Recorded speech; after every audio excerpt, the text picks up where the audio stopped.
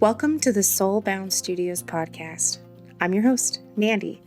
I'm a certified therapeutic art life coach, and I'm currently in school to become a licensed art therapist one day.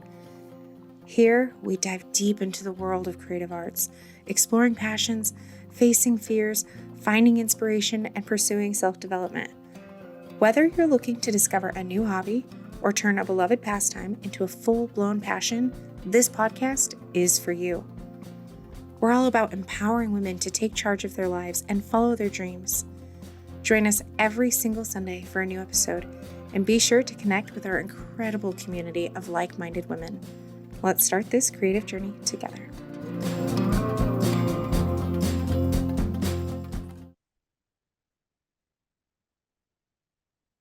Good morning, my friends. I'm so excited to introduce to you my new friend, Tracie. We had a beautiful conversation yesterday just to get to know each other, and it ended up being like an hour and a half long conversation. And as we were chatting yesterday, I think the thing that stood out to me the most is she had stopped mid-sentence and asked me about a grandma energy, and she could sense my dear grandma that had passed away a few years ago. She could sense her around me, and it turned into this big, beautiful spiritual awakening thing for me. And today we're going to talk about like inner child work and like resolving past traumas and things like that. But I'm prefacing this with this information because last night I was woken up at 3 o'clock in the morning by it felt like someone touching the back of my neck, like, you need to wake up. And I spent like 3 hours in the middle of the night meditating on my porch. And I'm just like kind of zapped today. I'm a little drained. But it's because of this, I think, spiritual awakening type vibe of work that's going on in my body and in my soul right now that I would like to think Tracie helped me find. And I think this is important work that needs to be done. I think it's going to break some generational traumas and some different things that we've got going on. So Tracie, go ahead and introduce yourself and we'll get started. Hello, morning, Mandy. I'm so excited to hear that you had that happen to you last night. In one respect, I know it's not great because I do understand that it can be really tiring when these things happen. But in the other respect, it's just amazing. I just love it. I love it when people can interact with like source or spirit, and just to, because I feel it just starts getting them on a different journey. It starts them on a path of things unraveling, and I'm always excited to hear what happens to other people. But it doesn't surprise me, because I am like psychic medium, a healer. I'm a healing trauma coach. I'm a spiritual celebrant. I'm a tarot reader. I do lots of things, and I've been doing them all for many years, so over 30 years. So it's been a bit of a journey. So yes, I can do different things really, and depending on where I am and who I'm talking to, and what comes in for me, what work comes into me, I put a different hat on. But basically, it all sort of mingles together really within my like trauma healing. So that's sort of me in a nutshell, really. Yeah, I didn't know about the psychic medium part until you're like, do you have a grandma energy surrounding you right now? And I was like, what? And I'm wearing her urn today because Oh, of our brilliant. conversation that we had yesterday. And so I don't think I was a skeptic per se, but I just never had any experience with any kind of medium type work. And for you to say specifically the grandma thing, that, oh my God, that it touched my soul, and it like woke something up in my spirit that like I think I'm now like ready to tackle. I don't know if it's like, so when I went out to meditate, um I was thinking I was going to get hit with some like big epiphany type thing. I don't know. I don't know what I was expecting. But I went out there and I was like, what part of my life am I missing something on? Like, am I not paying attention to part of my life? And I was just kind of asking the universe some questions, and it was on my parenting and my children, and connecting that bond with them. And in order to do that, I have to dig in a little deeper and break some of the stuff I've been taught throughout my life. And after speaking with you, maybe that's past lives, and that's something that I would have never thought of. And Yeah. so there's a lot of work to be unpacked, and I feel at peace with it. I'm like tired with it, but it's good stuff. It probably is generational stuff, and obviously for your grandma to come in, because I felt her touching me on the top of the head. Apart from the fact I could see her wandering about behind you, which is normal for me, so I don't always pay attention. But obviously, because I wasn't paying enough attention, she was tapping me on the head. So then I thought, okay, right, I'll mention it, not knowing how you're going to receive that information anyway, because we didn't know each other that well then. But what it may be, because I think your grandmother was quite spiritual, there is that aspect of you. And maybe it's that you need to bring more forward into your life and make and open it up towards your children as well. So it just becomes normal. So there's no stigma attached to spiritual type work, if you like. You know, like believing in angels or spirit or oracle cards or whatever the aspect of it might be. Perhaps it's that needs to come forward, that you need to enhance more in your life, Maybe. bringing it into your work. Yeah. Oh, that's a beautiful idea. That is a beautiful idea. I'm doing the Soul 365 challenge where I paint a little bit every day. And I just finished the birth flowers and we talked a little bit about that They're yesterday. lovely. Yeah. And kind of figuring out my name and what that meant and the symbol of the rose because that's my last name. And I actually talked about it in another podcast too. But anyway, so we talked about that. But then after this collection's now done, I'm moving into spirit animals and I'm really, really drawn to actually the first spirit animals I want to do are my grandma's too. She has an owl and the hummingbird, and then my mom's dragonfly. And so I want to, it's like a generational spirit animal thing for me. Yeah. And so I want to do those first. I might do those today after a bit of a nap. Absolutely. Yeah. Do you know what mine is? What's yours? A leopard. The leopard. And why does the leopard speak to you? Uh, I've had the leopard for probably about 5 years. It changed. I had a wolf before, so they do change over time. Sometimes they come in for aspects of what you need in your life, and what parts that maybe you need to look a bit deeper into. So for the leopard represents to me, when it first came in for me, there's probably many meanings, but the one that springs to mind is the leopard never changes its spots. And that was relating to people around me. So I was seeing, like people will say something, but I pick up on energy. So energetically, I was getting something completely different. So, when you question your mind, but they seem to be different, they seem to be sorry, or they seem to be this. And the leopard represents me, you need to be more aware that generally a leopard doesn't change its spots. So if there's traits there or something there, or they've done something to you, said something, whatever, then you need to be more aware and not so trusting. I'm quite trusting by nature. That is just, I just see the good in everybody and I don't really look for the bad bits. But this animal coming in for me was that you do need to be more aware. Not everybody is the same as you, type thing. And last time I checked in, it was still the leopard for me. I I love will do that. it again. I will check in again to see if it changes. I really love that because it reminds, so I'm a single mom. And so the dating world is kind of a pain in the ass a lot of times, but like I look for consistency in people. And like the last guy I dated, I had to dump him because he was like he would look like he was like really a healthy person to be around, and then he'd get really toxic, and then he'd apologize and he'd be like, oh yeah, I'll work on it, and then he'd get really toxic, and it was just like, I'm nope, 3 strikes you're out, I'm done. Yeah. Yeah. And it's like paying attention to the red flags, like people don't change their spots. I mean, unless Yeah. people are getting in and doing the work, Yeah. like, but that takes time still. Like you can't just expect an overnight result on a lot of things. And anyways, so yeah, I'm curious to see how the spirit animals help me connect to different parts of that generational healing. And I'm gonna spend some more time painting roses because I have some unresolved issue around my name, I guess, with that. And so I think there's going to be a lot of good work that's coming through.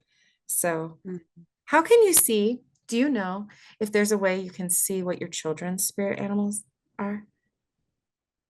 And you can just ask them. Oh, they'll know. Children are very perceptive, Yes, they but are. people don't give them enough credit. I Yeah, I just just ask love them. them. There was a time that the panther really spoke to me, like a black panther, and it Mhm, was a symbol of strength and femininity and mhm. like individual prowess.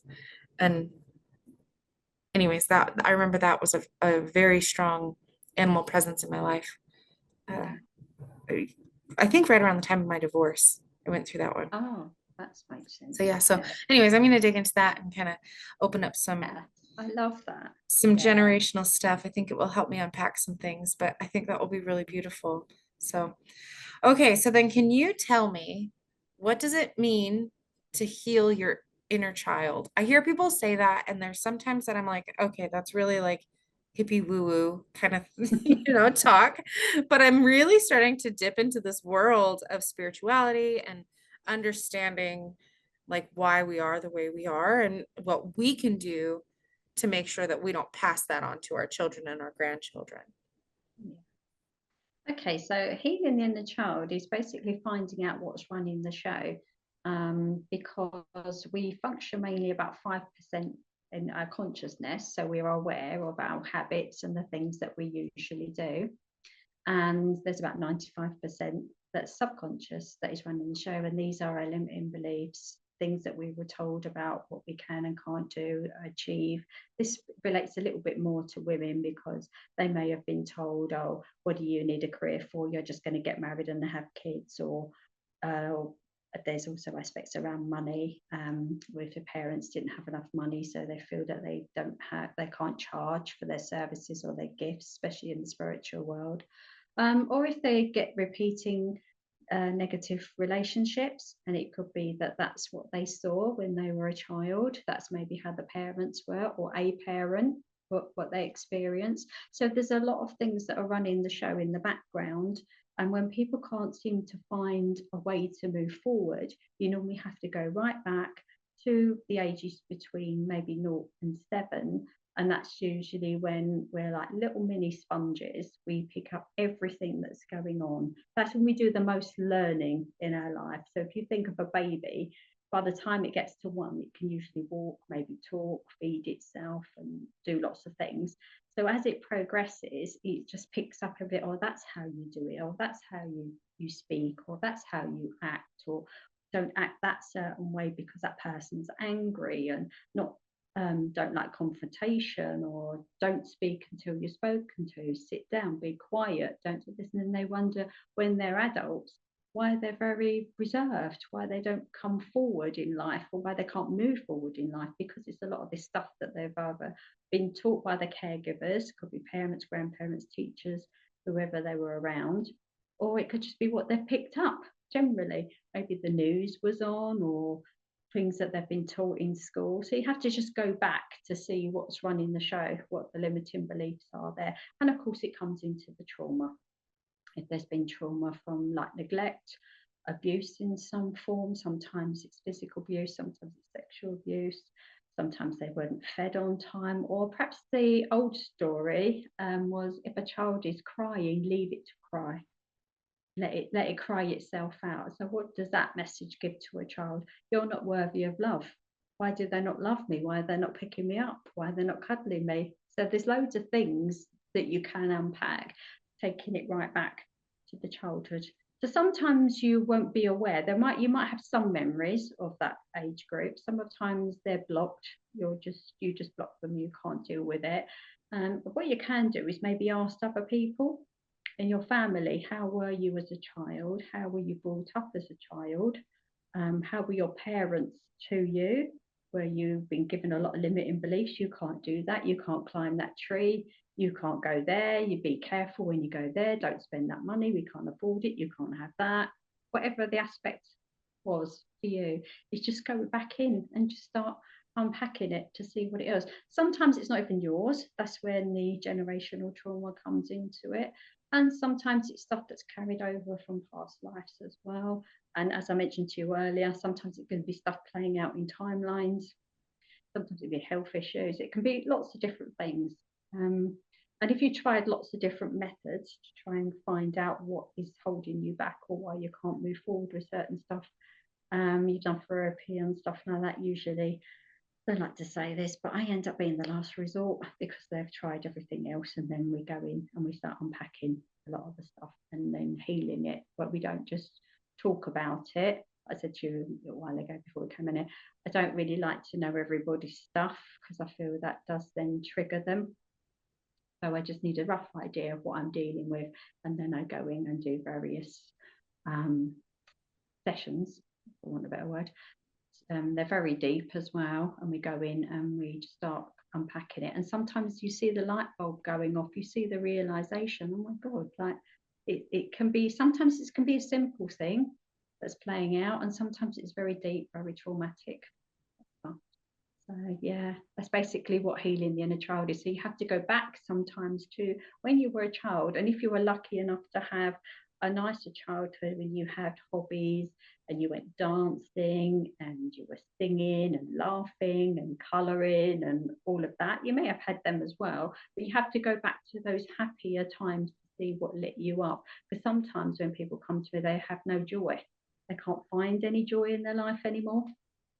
So we go and see like what your interests and what did you like doing as a child, and how were you as a child, and how has life changed you, and how can you get back to being that happy, carefree sort of person, if you like. So it's a lot of work.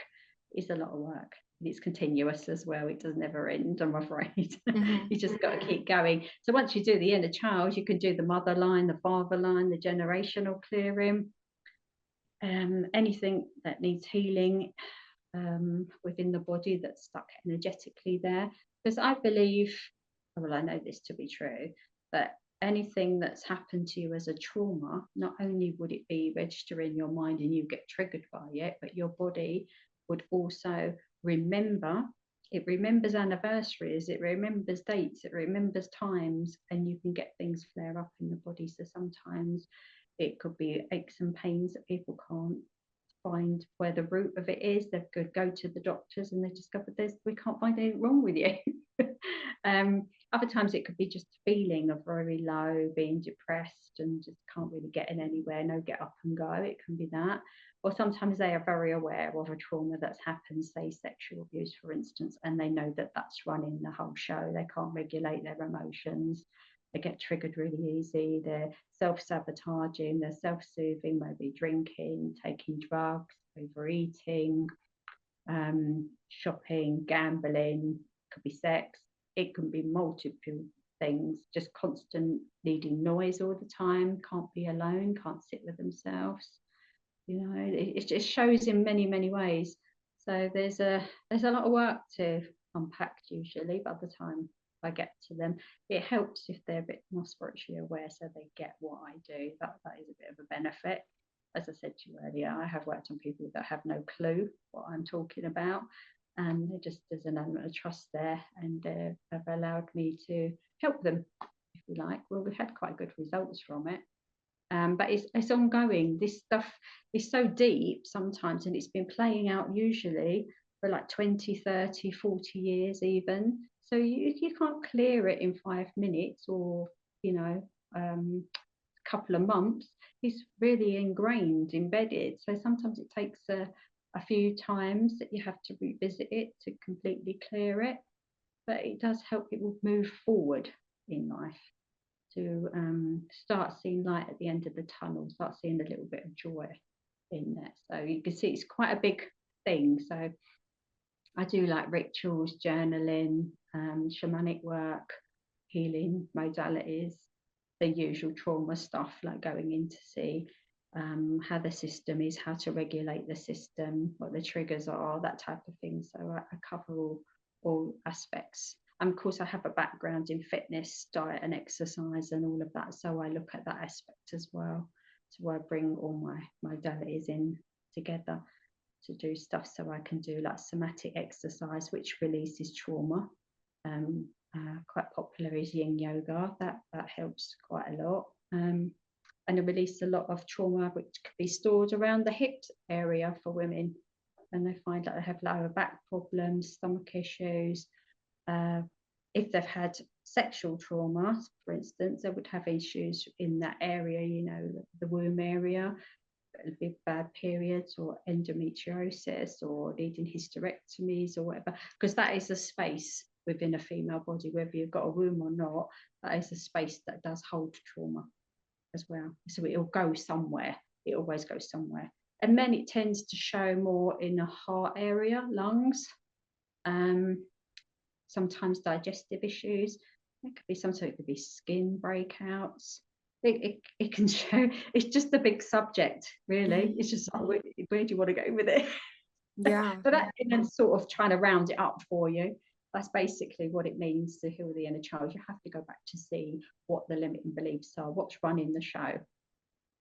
Because a lot of the time you won't know what it is. It needs somebody to help you pinpoint what is actually running the show, because we are able to see that that's a limiting belief, or that stems back from childhood, or who said that? I bet that comes from your mother, or I bet that comes from your father. And you recognize when people, it's really interesting to see when you get in estranged families, I think that's the right word, and they're not speaking to one of their parents, or something happened and they feel, I'm never going to be like my mother, or I'm never going to be like my father, and they are pretty much like them. They can't see the traits, they can't see the similarities, they can't see them in themselves. So I'm like the mirror. I guess, well, where did that come from, and who behaved like that? There's a series of things that I do, I'm trying to generalize for you, and we find out what they are, and then they realize that they have quite a lot of their traits, quite a lot of their thoughts and behaviors, and they wish they didn't. So once they're aware, maybe other people might see them, but they don't see them themselves.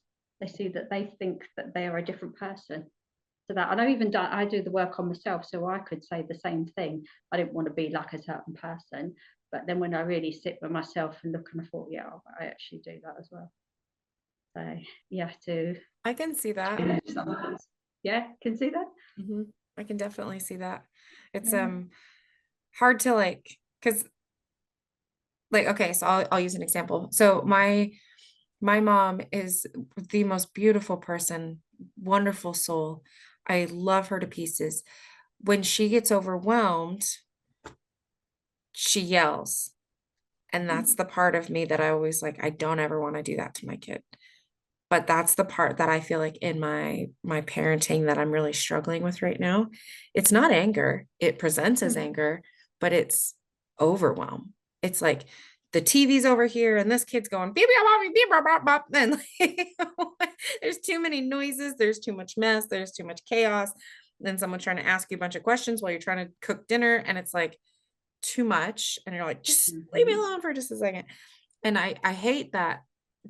Like, that's one of the things that when I'm talking about healing some generational trauma, that's what I see happening in my world. If I could get to a point to where I can learn how to manage the overwhelm to a point to where I'm no longer yelling at my children, and I can talk to them in a way that they listen and I feel like it's a peaceful exchange, that I feel like would be a success for me. Yeah, we teach people how to regulate their emotions. So you will feel this coming on. You'll start to feel it, and you'll start to feel the anxiety or feel it bubbling up inside you. And it's recognizing it quick enough that you can step away from it, or you can just tell like your child, like, Mummy's feeling a bit stressed right now. Can you just give me 5 minutes and then I'll come and talk to you and explain? Because if you don't talk to children and explain what's going on, they think it's their fault. They think they've done something wrong. Then when they get to adults, they think everything's their fault. Yeah, and all it is a conversation generally. It explained kids are more resilient than we give them credit for. They understand a hell of a lot more, because when they're young, they pick up on the energy of what's going on rather than the words. So you could be smiling and saying something to them that they're thinking, but why is she smiling? That's not what I'm feeling. I can feel that she's really stressed out, or she's really angry with me, or she's really angry at that person, but she's turned to me smiling. It's okay, baby, don't worry. But she feels that you're angry and fuming. We all pick up on it. Some people are just a little bit more tuned in. So you just teach people to learn how to regulate their emotions and recognize what's happening before it gets to that point that you start flipping and screaming and shouting and or chaos breaks loose. Yeah. If you know what I mean. Because that's when But I then just feel bad. we, Like yeah, it I need to remove myself and go sit outside, and I just need some time for myself to just kind of breathe. But in my meditation this morning, when I was like digging into all of this stuff, it said prepare. And I was like, prepare for what? What am I preparing for? I said, for your babies. And because they're with their dad right now. They go, okay, we do a 50-50. And I was like, what does that mean? Prepare for your babies. And it was like, organize your house, like organize your surroundings so you feel it's a peaceful environment, like welcome them in. So that way it's a smoother week.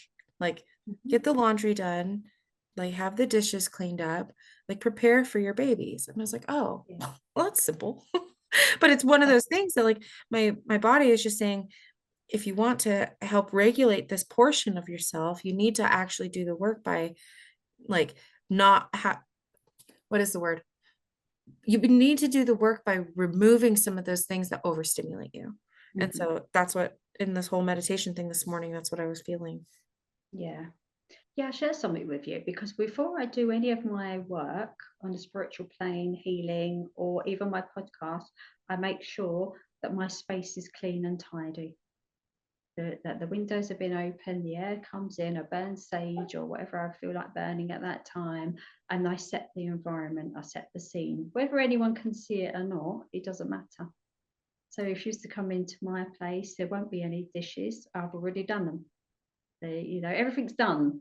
And then in my mind, because I feel like if you've got a chaos going on in the house, it reflects in your mind because it's always sitting there that you've got stuff to do. So Mhm. just do it. And then you can get on with your day or whatever you need to do. So I think that becomes a habit that I'm very aware because stuff and clutter and mess attracts negativity. It stores in all those sort of places, and clearing it and clearing the room by letting the fresh air in or burning the sage and that it lifts everything. So not only does it lift the energy in the room, it lifts your energy as well. So therefore, when the kids come back, it will lift their mood and their spirits as well. Because if it's all a bit chaotic and there's piles of stuff and whatever, that affects them on a level they're not even able to think of, but it's there. They will pick up on it.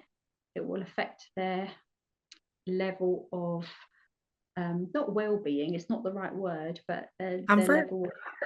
Yeah, maybe that will just pick up on it. They will see it. Maybe not register it straight away, but they will feel that the energy is a bit different, a bit stale, a bit stuck. Maybe just clearing it, they'll pick that up as well.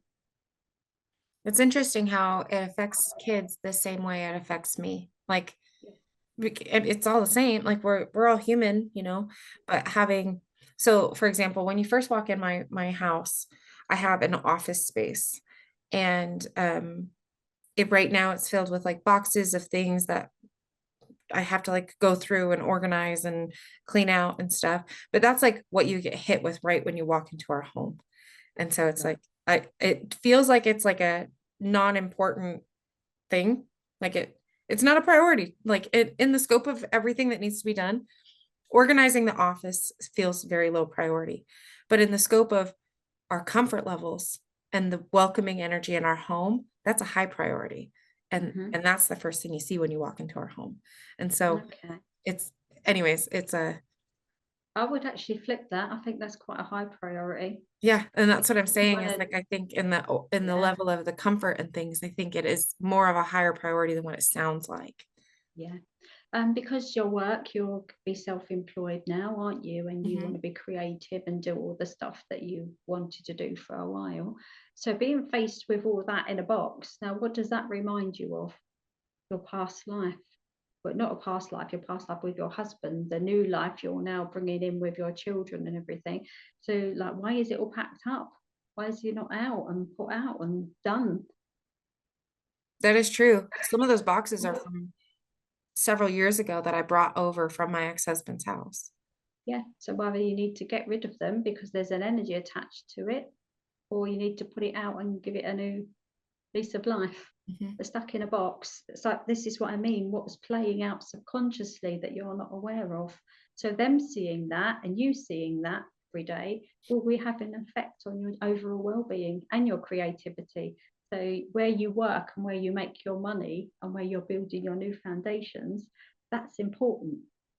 So for me, that will be your first priority. Get in there and get that all done and sorted. And you go in there, you work from there. It's your nice space. It's very welcoming. The kids will see that as well. If you can get it done before they get back from Oh, seeing I their will. dad, be brilliant. Yeah. Yeah. I come back on Sunday and I've got If like it's no 3 or 4 use, days. dump it. Don't hold on to stuff for sentimental reasons if you don't need to, because there could be sentimental stuff there that doesn't really bring you any joy. It's just a sentiment, and memories are more important than things anyway. So if you don't need it, get rid of it. It's just stuff. I like that. I like that. I think that's a good first step for me. I like sometimes like sometimes it feels like when you have all this inner work to do that everything is kind of floating around you like it I feel like organizing my office is like the first tangible thing that I can just like kind of scoop up from the universe and improve our current state. You know what I mean? Like, I don't know if that's the best way to explain it, but I like tangible things that I can do. Like, give me an Yeah. action step. And that could be the message you got is get prepared for your children, get things ready, Yeah. get it So done the amount before of they laundry I have to do.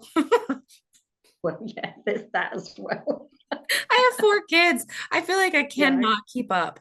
Like I Yeah. cannot keep up. I look forward to the day and I manifest the day that when I have the income coming in that I can hire a maid service and they can Yeah. help me because it's so much work. Absolutely. It's Yes. so much I work. think that sometimes you have to prioritize these things. If you can afford to get a cleaner because it makes you more productive, it's worth paying a cleaner, whatever many dollars it is over there for that, for you to be twice as happy and twice as productive. So if you can get somebody to come in and do the laundry for you, or get a service where they pick it up and drop it back and it's all done, you can't beat it.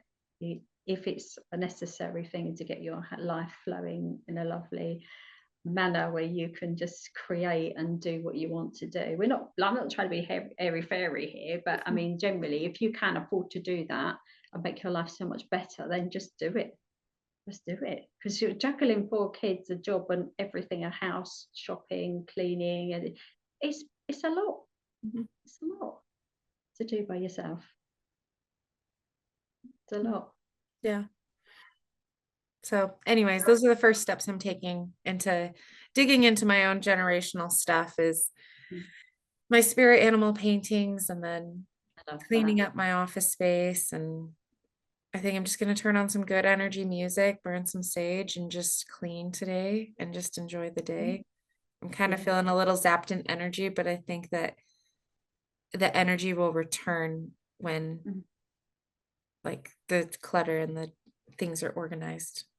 yeah. Yeah. Open all the windows. What's the weather like there for you today? Oh, it's beautiful. It's sunny and Oh, 83 degrees Fahrenheit. yeah. Well, it doesn't really matter to me unless it's torrential rain and blowing a gale. I open all the windows every day, regardless of what the weather's like. And even if it's for half an hour, just let the air through, blow it through, clear the energy. Obviously, I do a lot of work from home, so I have to have this as a practice daily stuff anyway to keep the high vibe going on, if you like, Yeah. around me. But it'd be good to do it as part of your just daily practice. It becomes a habit, like anything becomes a habit if you do it often enough.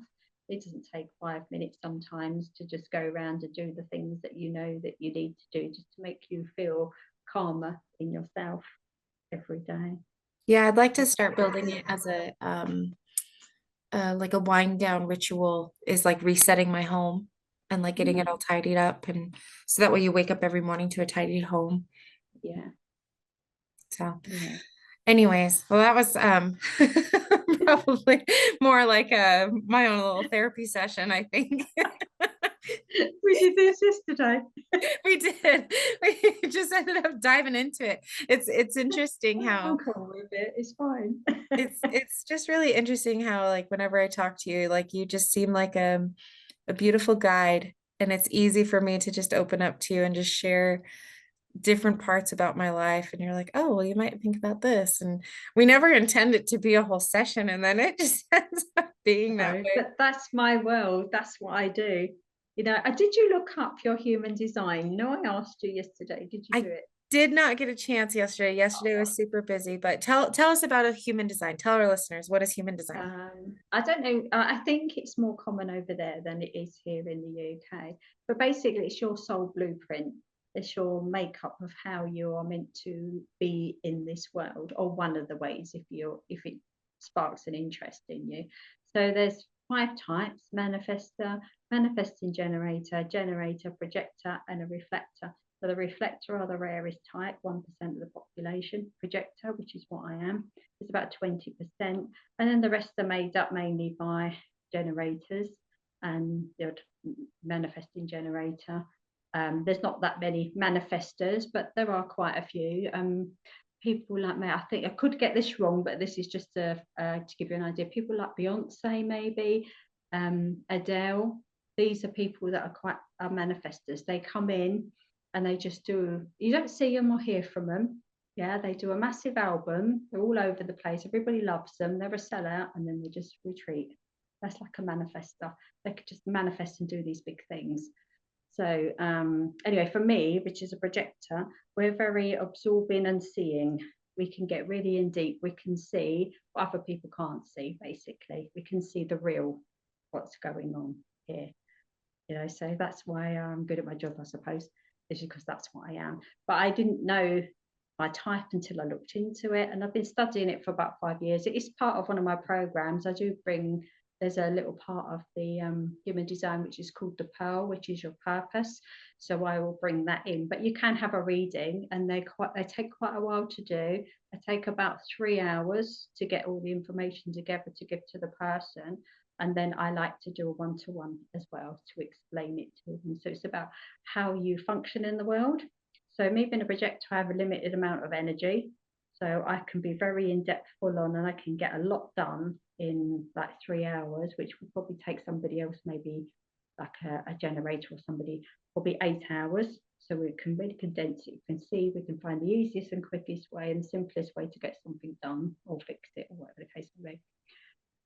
Generators are the workhorses of the world. They're the ones that just keep going and going and going. These are the ones that are good people to have in the office, maybe, or in manufacturing, or maybe doing cleaning, or these are just examples that come off the top of my head. I'm sure they don't all want to do that, but they could just keep going. They've got a limited amount of energy, a limitless amount of energy, and they have to fully use all that energy up, or they won't sleep. So there's a way of sleeping, a way of being in the world, a way of eating, a way of working. It's a massive subject. Again, there's a lot to it. But why I said to you, look to see, is because once you look at yours, you can then look at your children, look at your parents or whatever, and see what they are, and see what the differences are, and see how you function differently. So that I'm a projector in a family full of generators or manifesting generators. So we all see things completely different. And manifesting generators, they pick up things. Oh, that's interesting. I'm going to do that. And they go off and do that for a while, and they go on board with that now. Oh, I think I'll do that. And then they go off and do that. So they seem flaky. People think, oh, they're flaky. They never get anything done. They never finish anything because they have to be inspired. That's the way they are. So once they know that's how they are, and other people around them know, they're not called flaky at me. So it can be to an advantage to find out what you are. But if you've got somebody that just can keep going and going and going, and I said I'm going to finish this, or I'm going to stick to the bitter end, and I'm going to do it, they're probably a generator, because they've got to complete the task. So they just keep going till they've completed it, whether it takes weeks, days, whatever. They will keep going. So it's interesting to, if you're like married to a generator and you're a projector, that energy of constant energy going, going, going, going. And for me, I haven't got that. So I need time, rest, and space. If you've got undefined centers, so it talks about your centers as well. So I've only got 2 defined centers, the root and the splenic. So mine's very intuitive, so I can make decisions really quickly. I know stuff really quickly. But being a root splenic is when I can get more energy. So I have a bit more energy, I expect, than a different type of projector. So we have various types in our one type as well. So it's interesting to find out how other people are. So if you're having a disagreement over stuff that needs to be done or whatever, and they can't understand why you need to rest or need time out or need to be away from people, it's because it's too much energy coming all the time. So you need that space and that time away. So once, if you're with around a lot of people that are not like you and they understand how you function, then that way they go, oh, right, she just needs a bit of time out. She's a bit overwhelmed at the minute, or it's a bit too much for her, so she needs to step away. So I'm not very good. I've never been to a festival. That would be a complete nightmare for me. I wouldn't be able to cope with all that energy. Shopping centres do my head in. I'm in and like I whip it. I grab, and I'm gone. That doesn't interest me in the slightest. It's too much overwhelm, too many bright lights, sometimes music playing, and too many people. So you have to be aware of how you function in the world. So if you've got a kid that doesn't like shopping, I can't take those certain places, start screaming, you need to look what type they are. There's a reason why that they're behaving that way. It's not sometimes because they're a brat, because they're overstimulated. There's too much going on for them. If they're a generator, they may like it. That might be quite stimulating. I love being amongst loads of people and crowds, and love going to concerts and festivals. They would like that. Someone like me would be my worst nightmare, you see. So you have to learn how you function in the world, and it really helps if you can just do that and just to see the people around you. So you can get a gist of it. It will give you your chart. It'll tell you what your centers are, or what I've not defined or undefined, and you can just look into it a bit yourself. But if you get really interested in it and find it really fascinating, like I have, then you start delving a little bit deeper, or some people might decide to have a reading, which I do as well. And you can just find out all the aspects of what job would be good for you, what role you could play within a business, or what sort of relationship will be good for you, that type of thing. So it covers lots of things. So I was interested to see what you are. Oh, I'll share Then it with you when I do it. yeah, and then like look at your kids as well, and that might help you see if you're all the same, that's fine. But if you've got one that's different, so my granddaughter is a reflector. That she's really rare, but I suspected that when she was little. She's 5 now, because she couldn't regulate her emotions. They were completely off the Richter, and I used to think, whoa, what's going on here? I know like little kids can't regulate their emotions, so I'm aware of that because of the training and stuff I've done. So I thought I can't be. So I waited till she was 5, and then I looked at her chart, and I thought, yes, she's a reflector. I mean, I bet it could have looked earlier, but it would have made no difference anyway because she couldn't regulate them anyway. So it is what it is. But now that I do know that that's the case, and she's 5, I can teach her how to regulate her emotions, because a reflector's got no defined parts. Every center in their body is open. So when they come in contact with a generator that might have quite a few centers, they just immediately mirror what's going on with the person that they're with. So like if they're at school and there's loads of generators, they're completely overwhelmed. They don't know who they are. So they can appear to be different people around different people. So with me, she's very calm. Yeah, but she could get with somebody else that's very stressed and anxious, and she will become that. So that's why it's interesting. And I feel now with the change in the planet and the frequency change and the new type of children that are being born now, they're probably going to be more highly sensitive children born, and more reflectors coming into the world as well. So I think we need to be a bit more aware of what's happening, because they're coming in to lift the frequency of the planet. This is just my opinion, what I think. So I think there will be more reflectors being born, or have been born in the last, since probably lockdown. Seems to be a lot of lockdown kids that I've seen that are being reflectors. But she's the only one I actually know personally. I don't know any, because they're very rare, or were very rare. I think of my kids too, and I think of like what they would be. And there's a couple of them that like stood out to me when you were talking about different aspects of each of them. And there's also like different words that speak to me as you are speaking, like introvert and extrovert and empath and, different things like that. Because I know that over time, I used to think I was very extroverted, but really when it narrows down to it, it's like, and that's what makes me think maybe I'm a reflector, is because I can be high energy. But then there's times that I'm like, my social battery is zapped I gotta go. I have to go inside. Like I have to, I'm done. I need to go home and get in Might my be a sweatpants. projector. You might be a projector. Yeah. That's a classic projector. Yeah. Yeah. People don't get it right. When you're done and completely done, you are done. There's no reserve. It's gone. You've used it. So yeah, you could be. So it's interesting. So like I bring all these things into the work that I do to try and, or more, not just for me to understand who I'm working with, but for them to understand themselves a bit better and how they function, how they should show up, and even like eating. So give you an example. So we're all brought up to sit at the table, eat nicely, don't talk, don't rush your food, chew it, whatever. My environment is busy. So the best way for me to eat is put the TV on in front of me and just go for it. Mm-hmm. I have no digestive issues. I would get them by trying to sit still, yeah, trying to eat slowly would cause all sorts of things going on. So I'm aware of that. So I have what I think one of the best ways of being able to eat. I could just go for it. Doesn't matter what the environment is really for me. But for some people, having chaos around them would really stress them out and they would get digestive issues, like having TV on or radio on or people talking or conversations going, or distractions. Some people do need that quiet. They do need a little bit of time and space to sit quietly and eat. But we're all brought up to do that because it's polite and the right thing to do, supposedly. But it didn't suit my way of being. So I'm aware of that. So I just put TV in. It's usually YouTube. I don't watch mainstream TV. So it's usually YouTube podcasts, that type of thing. And it's all going on and I'm listening to it while I'm going about doing my stuff.